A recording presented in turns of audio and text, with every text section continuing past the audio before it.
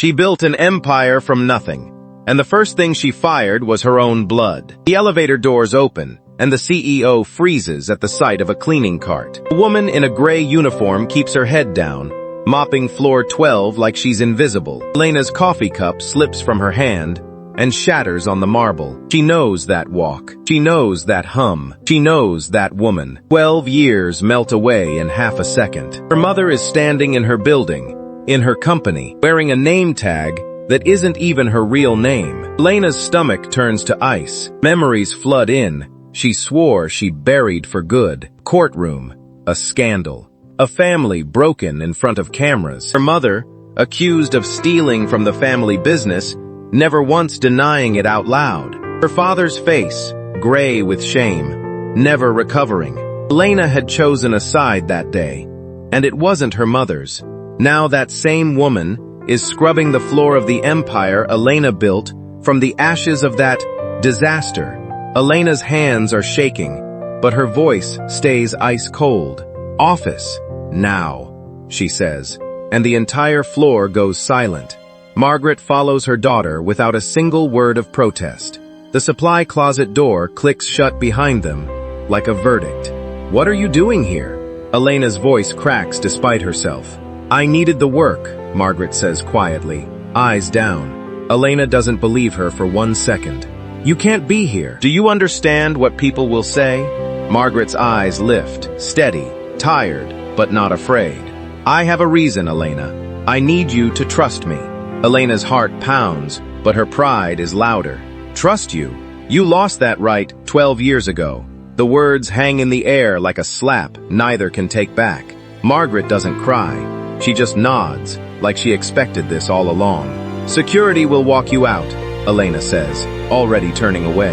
Margaret's badge is taken at the front desk in full view of the morning shift.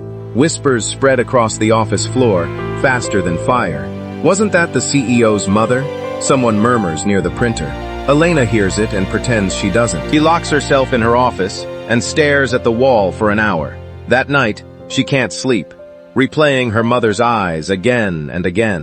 Her assistant Diane knocks gently with files no one asked for. "There's something odd in the server room logs," Diane says carefully. Elena barely looks up. "Odd how?" "Late night access. Same time every night. For 2 weeks straight." Elena's blood runs cold before she even asks who. "The new cleaning staff," Diane says. Specifically her. Elena's mind races back to the woman she just threw out onto the street. She tells herself it's nothing. Cleaners go everywhere. It means nothing. But sleep doesn't come, and neither does peace. Next morning, a call comes in from the company's auditor, urgent and shaking. He found discrepancies in vendor payments going back 8 months. Elena's blood drains from her face. Shell companies, fake invoices. Someone's been bleeding the company dry. She already knows, somehow, who's behind it before they say the name. "Richard Lane," the auditor says. "Your COO." The name lands like a punch she's felt before. 12 years ago, in another company, another disaster. Richard Lane was her father's old business partner, the one who vanished after the scandal. Same scandal her mother was blamed for and never once defended herself against. Elena's whole body goes numb in her chair. "There's more," the auditor adds. "Someone's been collecting evidence against him for weeks." "Who?" Elena whispers, already knowing the answer will break her. "We don't know yet, but whoever it was had access only cleaning staff would have." Elena's office door feels like it's closing in on her. She remembers her mother's eyes in that supply closet. Steady, not guilty, not afraid. "I have a reason, Elena," her mother had said. "I need you to trust me." Elena finally understands what that reason might have been. She grabs her phone and calls HR, demanding her mother's contact information. "She was terminated yesterday," the rep says. "No forwarding number on file." Elena's hands shake as she scrolls through old, unanswered messages from years ago. She finds an old photo, her mother's handwriting on the back, a forgotten address. She grabs her keys and runs, leaving her own board meeting mid-sentence. The city blurs past the car window as guilt rises in her throat. Security footage from the break room reveals something no one expected. A folder, hidden behind a locker, taped beneath a shelf. untouched until now. Inside, printed records, photographs of fake invoices, dates, names, proof. Margaret had been building a case against Richard Lane for weeks, silently, carefully, alone. She wasn't stealing anything. She was trying to save the company her daughter built. Elena's knees nearly give out as the truth finally lands. 12 years ago, her mother took the blame for a crime she never committed. History was repeating itself, and this time, Elena had been the one to fire the truth out the door. She drives faster, chasing a memory she's terrified she's already lost. The old apartment building looks exactly like Elena remembered from childhood visits.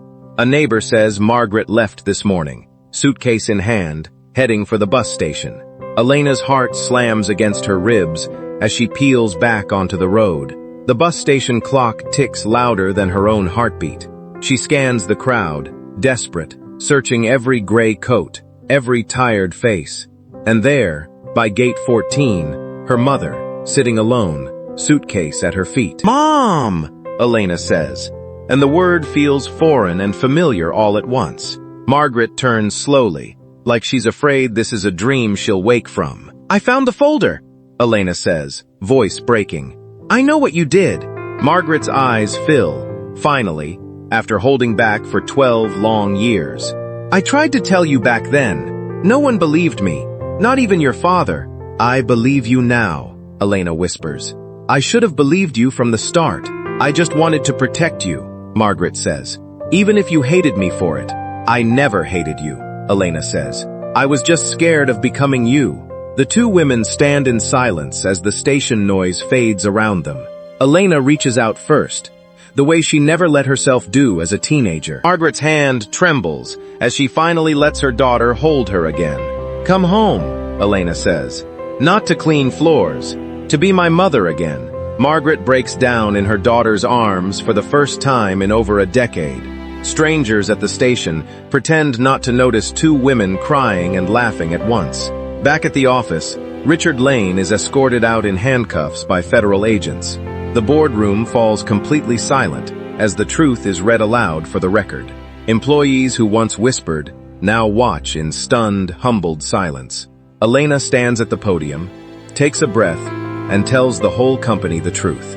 "The woman I fired 2 days ago saved this company. She's my mother." Gasps ripple through the room as Elena's voice finally stops shaking. "I was ashamed of what people would think. She was only ever protecting me." Margaret stands quietly in the back of the room, finally seen for who she is. The applause that follows isn't for the CEO. It's for the woman who never gave up. That evening, mother and daughter sit together at a kitchen table for the first time in years. No uniforms, no titles, no boardrooms, just two women trying to find their way back. "I'm sorry it took me firing you to finally listen," Elena says softly. "I'm just glad you finally did," Margaret answers, squeezing her daughter's hand. Outside, the city lights flicker on, as a new kind of quiet settles between them. 12 years of silence finally breaks into something that sounds like healing. Elena realizes success was never the empire. It was the woman who taught her to build one. Margaret realizes love doesn't need defending out loud, only time enough to be believed. The company recovers. The headlines fade. But this family is only just beginning again. Sometimes the person you're most afraid to lose is the one quietly saving you. If this story moved you, imagine what forgiveness could rebuild in your own family. Because sometimes the people we push away the hardest are the ones protecting us the most.